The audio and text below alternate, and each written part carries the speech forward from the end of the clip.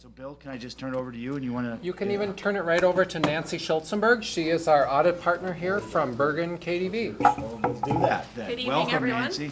Good evening. Thank you. I'm glad to be here, and I'm sorry that we brought a tree of paper along.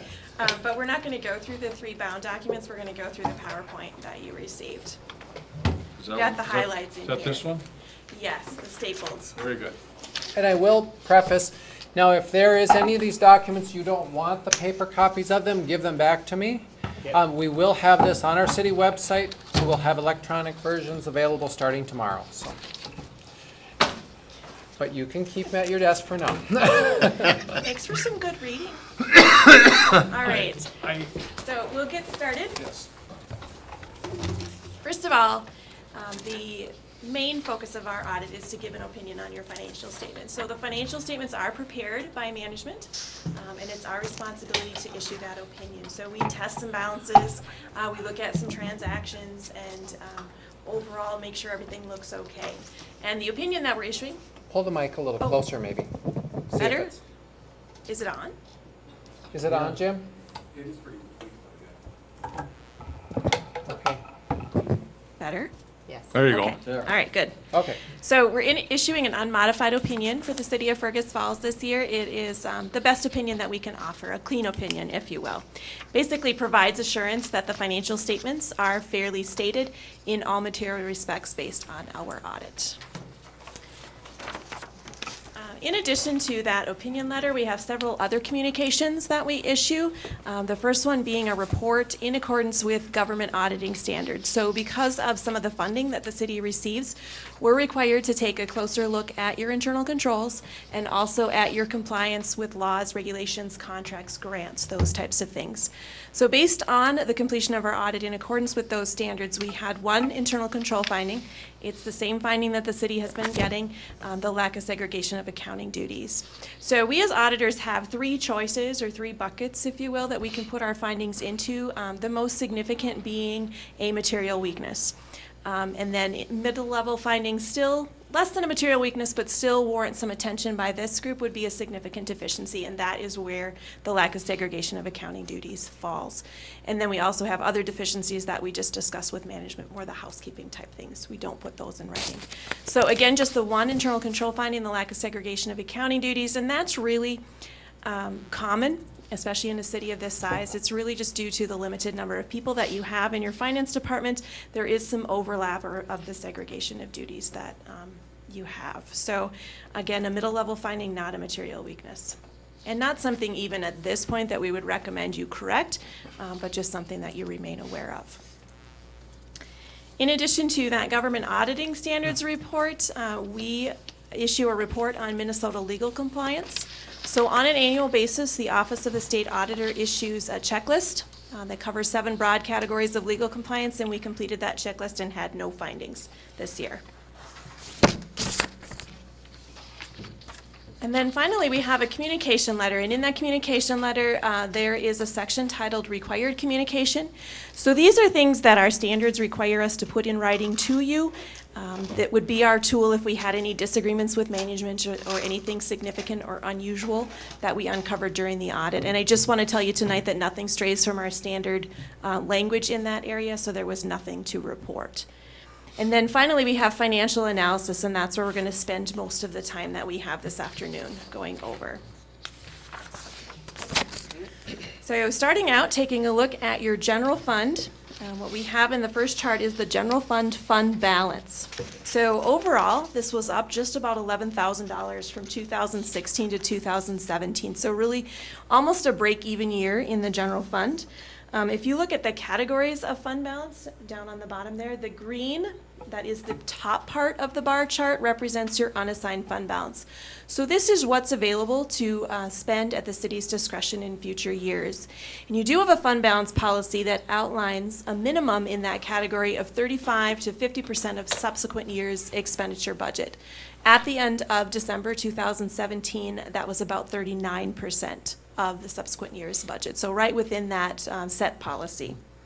And then if we look at the other categories, they're pretty consistent. There was a little bit of a decrease in the assigned category, and that had to do with some spending on the RTC project that had been assigned in previous years. Yes. I'll just chime in on that a little bit. So that RTC fund, that's that fund number 207, our holding cost fund. For accounting purposes, we need to roll that in together with the general fund for audit presentation. On our books, we still keep them separate, but when Nancy makes reference to that, it's because we've rolled it in for reporting purposes here, so. All right, then the next chart takes a look at the revenues and expenditures, also in the general fund for the last 5 years. Pretty consistent again. Revenues were up about 0.4% or $45,000, and expenditures were up 0.2% or about $26,000. And we'll dig into the details a little bit in the coming slides. So first of all, taking a look at the revenues, again, up 0.4% from the prior year. But if you look at the categories, there were some fluctuations in your sources of revenue. First of all, in the taxes, which is the furthest to the left there, you can see that's up about $323,000 from 2016 to 2017. And that was just an increase in your overall levy in the general fund. Offsetting that increase were some decreases. First of all, in the intergovernmental category, that was down about $137,000, and that has to do with the funds that you received in 2016. You can see that year's a little bit higher than the rest. You had some reimbursements for some of the STBAs that were purchased in 2016. So back down to a more normal level in the intergovernmental category in 2017. And then also in your miscellaneous category, that decreased just under $150,000, and that had to do with a pretty significant insurance refund that was received in 2016. Again, much less received in 2017. If we take a look at those revenues and we compare them to your budgeted amounts, overall revenues were about $115,000 over budget, which is a 1.1% variance. So really a pretty minimal variance when you're looking at the size budget that you're dealing with here at the city. Couple of categories had some variances. First of all, property taxes came in about $88,000 under budget. That had to do with some increases in the delinquents during the year. And then offsetting that decrease or that underage was an overage in the intergovernmental category, and that really is just a conservative budget and the way the city approaches the MSA funds received from the state. I don't know if you want to talk further to that, Bill? Yeah, I can just chime in on that a little bit. So we receive X dollars of funds from the state to do our annual street maintenance and whatnot, street projects. We only budget $70,000 of that. Another $150,000, maybe $140,000, I'm trying to think, we set aside to go towards some of our street projects. So it's getting used, but not in operation. So we always see this spread in intergovernmental revenues because we're under budgeting for them basically, and then we set some of that aside.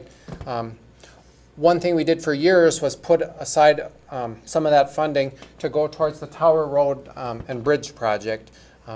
But we certainly, when you hear our city engineer bring up, we're going to use the general MSA dollars, that's where that comes from. It's that source, it's that spread is what then we use to do various projects. And you're going to see more of that in the future, I think, with different infrastructure and the trouble we've been having with special assessments. So we'll probably be funneling some more of this over to using it on those specific street projects. So. All right, and then the next chart takes a look at your revenues in just a little bit different way, compares your sources of revenue as a percentage of the total. So we have two pie charts, 2016 versus 2017, and you can see that they are very similar, just a couple of percentage changes due to the increase in the property taxes. So that went from 39 to 42, and then the other ones are just a little bit different as well. So again, very consistent. And then new this year, we have added a chart that takes a look at the city of Fergus Falls and compares you to some similar cities, some regional type cities, and takes a look at those sources of revenue again as a percentage of the total. A couple of things jump out when we look at this chart. If you look at the taxes and assessments, you'll see Brainerd and Baxter significantly higher than the other cities. And then you'll see offsetting in the intergovernmental category significantly lower.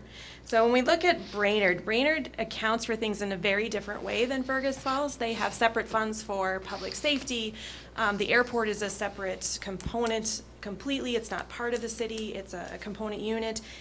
Also, Parks and Recs are not included there, economic development. None of that is in their general fund. So their taxes become a much larger portion because some of the other categories are going to other funds, if that makes sense. So you'll see the intergovernmental being very low, the charges for services being very low in that city. So that's a little tough to compare. And then if you look at Baxter, what's going on there is they do not receive LGA. So they're reliant on property taxes to cover their general fund costs. But otherwise, if you take those two outliers out, pretty flat picture when you look at taxes and assessments and then also intergovernmental. Some of the other smaller categories, there's a lot of different things going on in an individual city, so it's a little tough to compare. But I thought it was interesting, and just to give you some more information to look at. Then flipping to the expenditures. Again, those are up about 0.2%, so very consistent with last year. But like revenues, the categories did fluctuate from year to year. So if we look at that, public safety expenditures were up about $208,000. That really has to do with cost of living increases and salary increases for the employees that are charged there. Streets and highways was up just under $200,000. That has to do with additional overlay projects and seal coating projects that occurred in 2017 compared to what happened in 2016. Culture and rec also up, increased salaries, increased hours worked in that category. Offsetting those three increases, we had some decreases. First of all, economic development. There was some more significant expenditures related to the RTC marketing, things like that in 2016 that weren't reoccurring in 2017. And then your capital outlay. That took the largest decrease, just under $600,000 less this year. And there were just some pretty significant items. If you see 2016 is far above the other years when you look at the bars there. The SCBAs were purchased last year. You had some networking and computer hardware software purchases that were pretty significant, and then also improvements at the baseball park that accounted for some of those large capital outlay expenditures last year.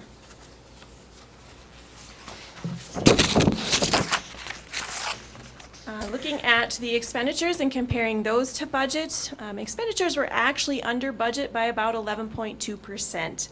And most of that has to do with the way the city budgets for capital outlay.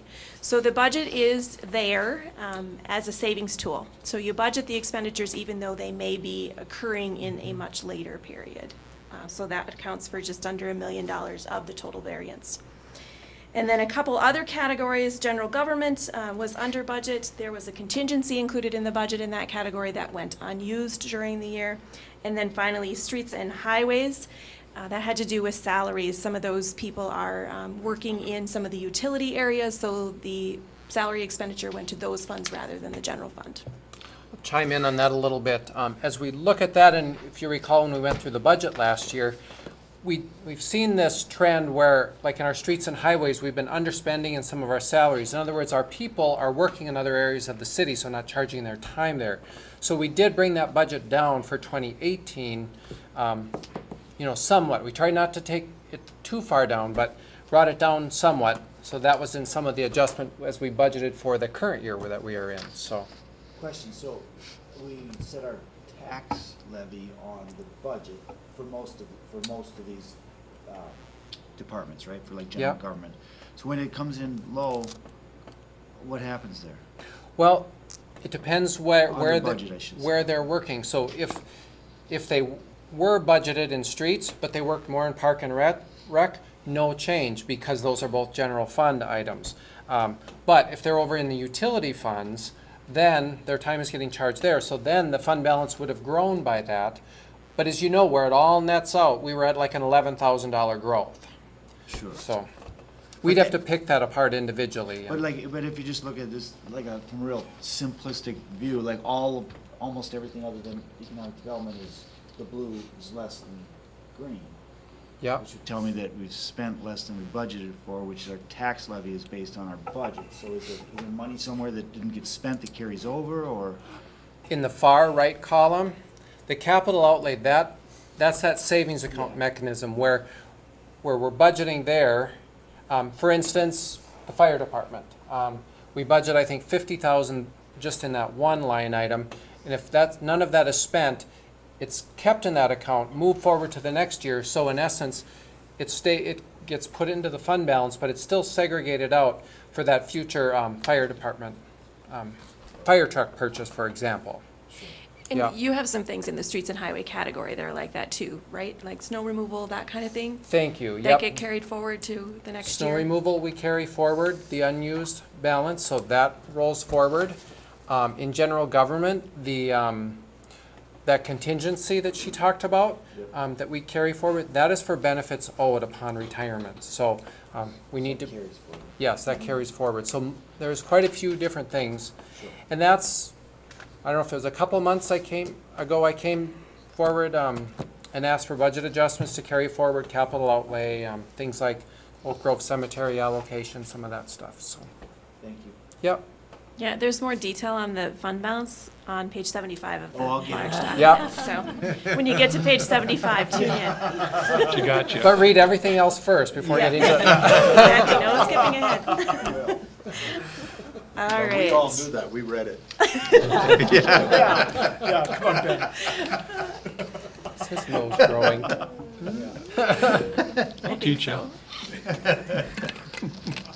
All right, then taking a look at those expenditures like we did with the revenue sources, so expenditure by function as a percentage of the whole, again, very consistent. Your capital outlay was significant in 2016, so that was 8%, went down to 3%, so all of the other ones as a part of the pie did increase. This allows the city to have, nice consistent spending, so it's easier to budget and easier to plan for the future. So this is a positive when you see consistent percentages on your expenditures year to year. And then like the revenues, I did add the chart that compares Fergus Falls to other cities. And Brainerd is going to jump out at you again here with almost all of their expenditures being in general government, in the general fund. And like I mentioned, they have public safety as a separate fund, they have Parks and Rec as a separate fund. Their airport is a completely separate entity, they have a streets fund.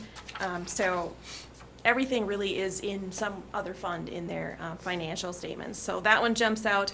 And then if you look at the other category, you'll see New Ulm as really the only one that has much in other. I took a look at their financial statements, they include their engineering in other, and they have a cemetery and an airport also included in that category. So, whereas yours are in other places and you don't have a cemetery, so a little bit less comparable. But otherwise, the bars are pretty even. You can see the cities that don't have a separate sanitation, that don't have an airport, and that also have community and economic development in separate funds. Any questions on the general fund? Then we will move to the enterprise funds. First of all, I just want to mention that all of your funds had positive operations and did well for 2017. You see increases in rates in each one of the enterprise utility funds that we're going to look at. So first of all, waste management, revenues up about 10%. Expenses up about 3%, so your overall operating income did increase nicely. Like I mentioned, increased rates in this fund, and then also an increase in tipping fees charged and tipping fees paid. So that is part of the increase on both sides of the revenues and expenses. The sewage disposal fund, again, revenues were up with the increase in rates. Expenses very consistent, up about just $8,900, which is a 0.4% difference from 2016 to 17. So a little bit of an increase in usage in this fund and overall increase in your operating income. Operating income for 4 of the 5 years that you're looking at here, which is pretty similar story to all of your enterprise funds having that positive operating income.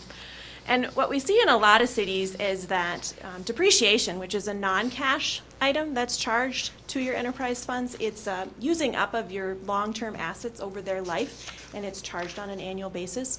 A lot of cities struggle to cover that in their rates. So this is good to see that you're saving some funds for future and also being able to meet the debt service requirements in these funds.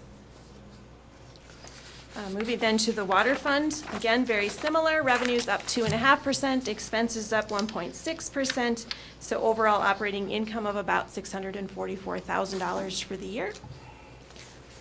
And then your last utility fund, the stormwater fund, revenues up about 8.8%, expenses, again, very consistent, up about 1.6 or $6,800, so very close to 2016, and operating income of $109,000. And I want to compliment you on that fund as well, because stormwater is a tough one to make sure that your rates are covering all of the costs associated. And then if we look at your liquor store, a nice picture there, increasing sales each of the years that we look at, and the bar chart is continually going in an upward direction. Your sales this year were up about 2.1%. Cost of sales up only 1%, so that allowed for increase in gross profit, and we'll talk about that in the next slide. Your operating expenses were up about 7.6%, and that has a lot to do with salaries. Part of, Nancy, yep, this slide, do you Oh, want to sorry. flip to? I'm too behind. I went It's the okay. wrong way. All right, thank you. So operating, gross profit was up. We'll look at that. Operating expenses up 7.6%. Almost all of that is salaries. Some of that has to do with cost of living increases, and then also an increase based on being open on Sundays. So you had additional sales related to that. But if you look at the bottom line, your overall operating income was pretty consistent from 2016 to 2017, increasing about $2,700. So when we look at the gross profit percentages, you can see that that did go up for 2017, up to 29.1%. And I took a look back at the overall statewide average for off-sale only in 2016, and it was 25.9%. So you can see that the city of Fergus Falls is above that statewide average, allowing you to transfer funds into the general fund to help reduce the tax levy. And then we have one more chart on the liquor store that takes a look at your two liquor stores, the west and the east location, and you can see that there's a pretty sizable variance in the volume. But when we look at gross profit percentages, it's 29% at the west and 29.3% at the east. So those are very consistent. So both of them operating and generating some profits for the city. The next area we're going to take a little bit of time on is your tax capacity rates and also the tax capacity and levy. So this chart just takes a look at the city of Fergus Falls and your overall tax capacity rate. You can see just a little bit of an increase for 2017, pretty consistent over the 5 years, varying just a little bit, less than 6%. So ending for 2017 at 55.55%. And I did pull similar information for those same cities that we've been looking at, comparing that tax capacity rate. So when we look at this, there's a couple of things that jump out. First of all, almost all of the cities are right there at that almost 50% mark. And then we have Brainerd that's significantly higher. Not sure what's going on there. They don't have the liquor store. That could be part of it. They have some pretty significant debt. That could be part of it. And then just the overall way they handle their finances. And then New Ulm at 80%. And that one too, they have significant LGA, so that's not what's going on there, but they do spend a lot of money in the culture and rec area. And you didn't see that on the expenditure chart because they have a separate fund for their parks and rec. So again, that could be part of it. It could be their debt structure, a lot of things going into these numbers. Then we have a chart that takes a look at the city of Fergus Falls, your tax levy, and then your tax capacity. So you can see the last 3 years, that tax capacity number has been increasing, and your levy has been increasing. But because your tax capacity is increasing at a higher rate, you've been able to maintain a pretty consistent tax capacity rate. Questions on any of that? All right. And I have just one last chart that takes a look at your net position. So this includes all of your funds. So we have the general fund, special revenue, capital project, debt service, and your enterprise funds. And this is a snapshot of your equity or your value, if you will, at the end of 2017 compared to the previous 4 years. When we look at 2016 to 17, overall net position increased by about $500,000. And some positives going on in the components there. The bottom portion is your net investment in capital assets. So we take all of your long-term assets, so that's infrastructure, it's utility infrastructure, it's all of your equipment and anything that you have that's a fixture in the city. That number has been increasing each of the years that you see, and that's what you want to see in that category, because it's basically overall an indication that you're paying off your debt related to those assets faster than the assets are depreciating. So theoretically, if you stopped right now, those assets would have value when the debt was paid. And then the other categories, the next one up from that one, the blue in the middle there, is your restricted. That did decrease by about $400,000 for the year. That has to do with money that had been previously set aside for the library. And since that project is underway, some of those funds were spent in 2017. And then finally, the unrestricted category, pretty consistent when you look from 2016 to 17. And that's theoretically, again, the money that you'd have available to spend on the future for the city.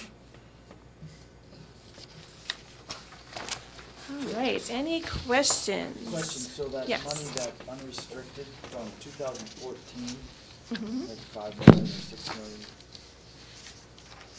almost 7 million, what was that, what's the difference there? In From 14 to 17, yeah, from the 31 million to 24? yeah. Combination of. Let me think. It's definitely not on the top of my head. Did you have a refunding bond? Hmm? Did you have a refunding bond that may have been sitting in there? We might have. Yeah, because we've had some refunding bonds. Yeah, and when over you the have a years. crossover refunding bond, it doesn't get paid off in the year that it's issued, so it Mhm. sits in a restricted balance. So that could be part of it. And then I don't know if you had any other significant amounts for projects. He's thinking the unrestricted, the, Oh, the unrestricted on the top. Yes. Yeah. That's all right, I just, we can, I know you. I'd have to dig into it. Right, good look back. I might remember several things, but not back to 14. Because that could have something to do with the enterprise funds too, if you internally funded some projects or anything like that, because that would sit in that unrestricted category. Right, again, this is citywide. Yeah, it's everything. I don't know. Have to look. And I don't remember either. Would the police department have anything to do with that? We had bonds sold and hadn't spent the money yet? No, because that would have been restricted. Yep, that should Yep, have been. because you could only spend it on that. RTC is the same way. That's restricted, right? That is under our page 70, 75. 75. Yep.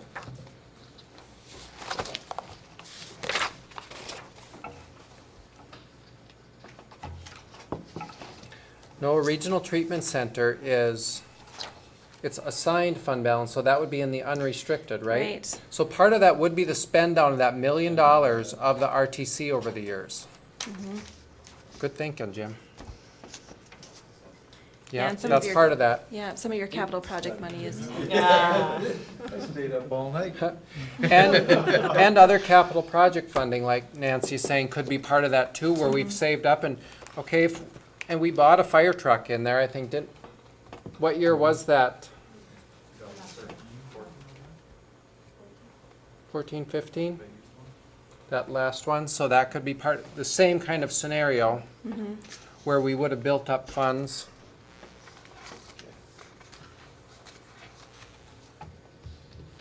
yeah, there are a lot of things that are in that category that it could be. It is a big number, it's a big change, yeah. Especially if it's unrestricted and we can use it. for- Right. Again, RTC would have been a big component of that. Because, those funds have always, the city could use them any which way you want legally, but they were given for that, so they've been assigned to that. Right. Any other questions?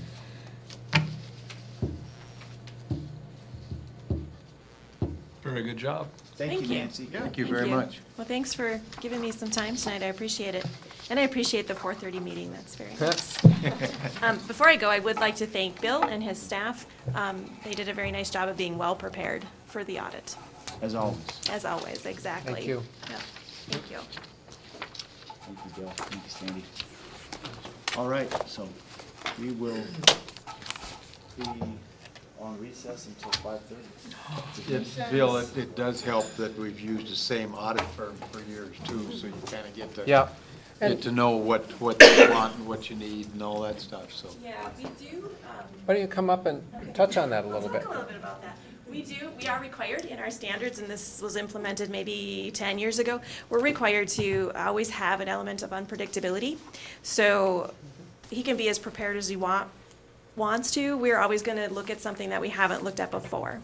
So, and we also do have a system of rotation. I'm the partner and have been for a number of years now, but the managers and in-charges rotate so that we get a fresh look on the financial statements. Because you can, if it's the same people all the time, you can get used to things. So our standards have set things in place so that we don't miss things because it's familiar. Yeah. And they do a really good job because every year they come up with something new that we're like, what? So I'm like, whatever you're doing in your procedures, it works because it asks things that we're not thinking about. So Right. it's, Right, and that's part of what we do when we sit down at the beginning of the audit. We look at your internal controls and we look at things that are going on in just cities in the state of Minnesota. And then we set risk, and then we focus in on the areas of risk and make sure there's something new each year. How many audits do you do throughout the state? We have about 50 cities, and we have about 60 to 65 other governmental units, maybe even 70, so. And that's from the very, very small population of 100 people up to the very large cities. We don't audit Brooklyn Park anymore, but we have. So we have a lot of metro. And then we audit the Minneapolis School District. So we're seeing all ranges and sizes and types. Yep, it's kind of fun. and maybe one other thing, you could just talk about the CAFR and where all cities don't prepare this document and there Right. is extra. Right, yeah. That's not required by the state of Minnesota. That's the Certificate of Achievement in Financial Reporting, and I don't know how many years. Since 30. 1991, was it? Okay, 91 or so 92, I think. 20-some years. I can't do that math in my head, but, so that takes a lot of extra work. There's a letter in the front that's written, that talks about the city, gives some background, talks about things that are coming up in the city. That's different in the CAFR, and then also in the back, there is a section called the statistical section that goes into a lot more detail as far as what's behind the numbers. So those two pieces are in addition. And as part of our review process, we have about 5 members, I think, that are on a national review committee for those certificate submissions. And so we have several people on staff that are experts in reviewing that, and then we complete a checklist. So we make sure that everything is covered and you're not worried about receiving that certificate again. But again, Bill does prepare the financial statements, and they are well done. And this is important to our bond rating agencies too. They look at this as far as management of the city overall capabilities, and that helps us to get our better interest rates and to have that good bond rating. So it is important that we have this, and so it is worth the time and effort that we put into it, so. For those who are wondering, CAFR is an insider term for a comprehensive annual financial report, Very good. right? Go ahead. He got you on that one, didn't he? Gets an A in acronyms. Good. Wilmer, going back to page 23 on the net tax capacity rate, Wilmer has 34.5%. Is there a reason that's where that's at? I mean, they're significantly lower than Yeah, I everybody didn't else. look at their LGA, where that is at. It could be significant, just based on where they're located. And their industry is probably entirely different. Yeah, Some of what they've got would going agree with on that. there with, yeah. Because I know their medical, I mean, you have a hospital and all of that going on in Fergus Falls, but theirs is, I think, a little bit more regional. That reaches all the way to St. Cloud and further west, so. That's one thing with local government aid, we are so dependent on it here in Fergus Falls. And we haven't seen, great increases in local government aid. So you saw in those pie charts, that's a big piece of the pie. But you know how expenses, just cost of doing anything goes up every year. So when LGA doesn't move up, that big piece of the pie, that gets shifted over to our levy dollar. I mean, cities are funded in basically two ways. A general property tax levy, and then aids from the state. And when those aids from the state don't go up, that's why you see those larger increases in levies and whatnot, because that's the other bucket.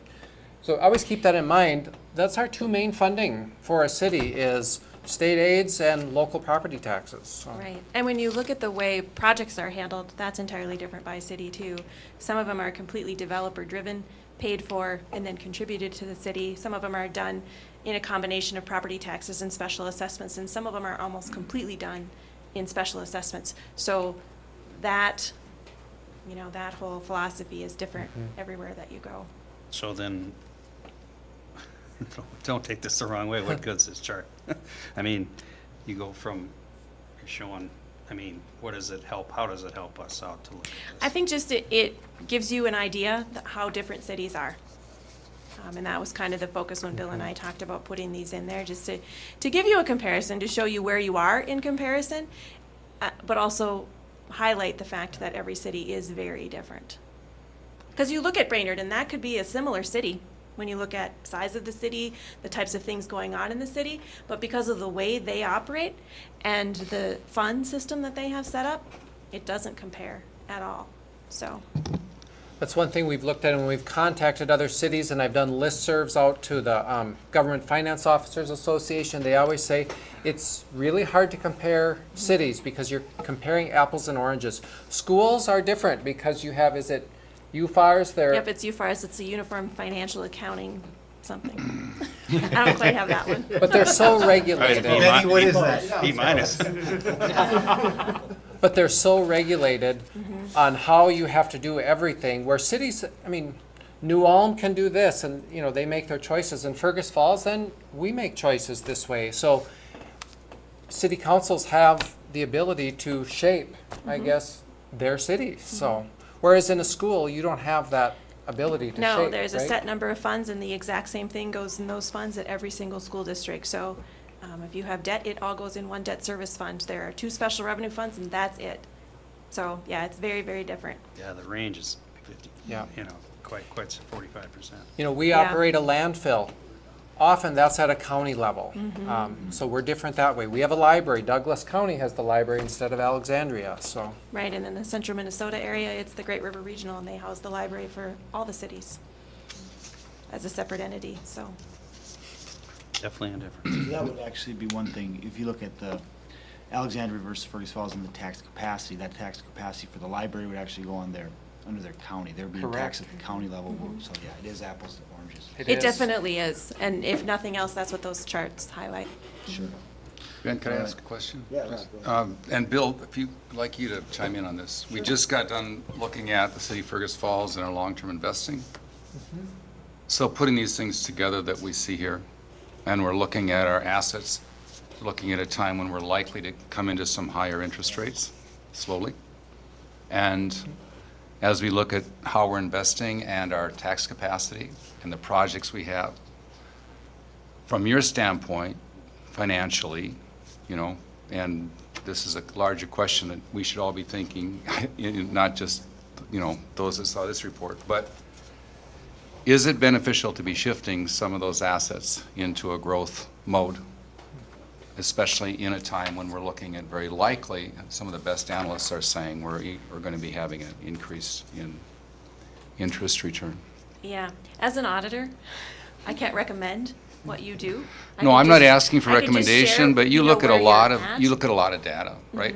And you see things happening, like you mentioned Brainerd, and then you go boom, boom, Brainerd's, the other thing that affects Brainerd is Baxter, because Baxter's taken over, basically, the economic engine up there. But I guess the question is, as we look at it, would you have any observations, not recommendations, about that?